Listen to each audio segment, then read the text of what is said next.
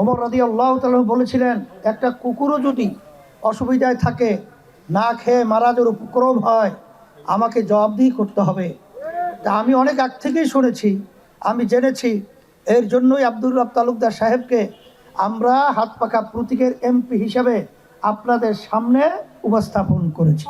আলহামদুলিল্লাহ। আজকে সে বক্তব্য দেওয়ার সময় ইসলামী আন্দোলন, পীর সাহেব হুজুর চরবড়াই কথা বলতে তার মুখে বারবার বেজে আসছিল, কারণ সে তো এই আন্দোলনের সাথে সম্পৃক্ত ছিল না, এই নামের সাথেও সম্পৃক্ত ছিল না।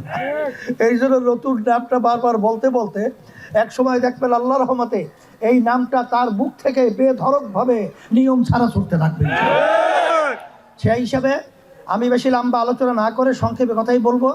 53-54 বছর স্বাধীনতার পরে যাদের মাধ্যমে দেশ পরিচালিত হয়েছিল, এদের শাসন আমরা দেখেছি।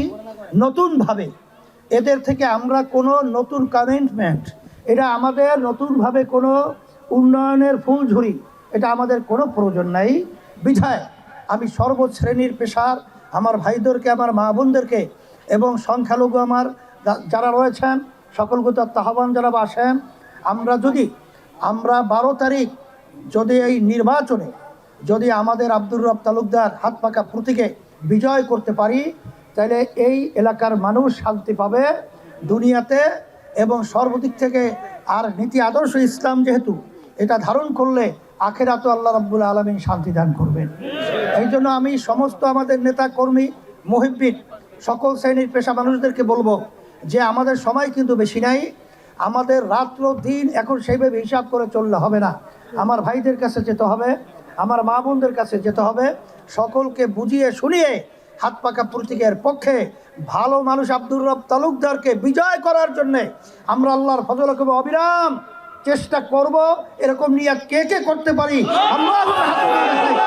আল্লাহ আপনি কবুল করে নেন, আল্লাহ আপনি বিজয় দান করেন। আর আমি এই হাত পাকা প্রতীক, শান্তির প্রতীক আব্দুর রব তালুকদার হাতে আমি উঠিয়ে দিয়ে আপনাদের সামনে আমি আমানত হিসাবে রেখে গেলাম। আল্লাহ যেন হাত পাকা প্রতীকের প্রার্থী আব্দুর রব তালুকদারকে আল্লাহ যেন বিজয় দান করেন। রব্বানা আতিনা ফিদ দুনিয়া হাসানা ওয়া ফিল আখিরাতি হাসানা ওয়া কিনা আযাবান নার।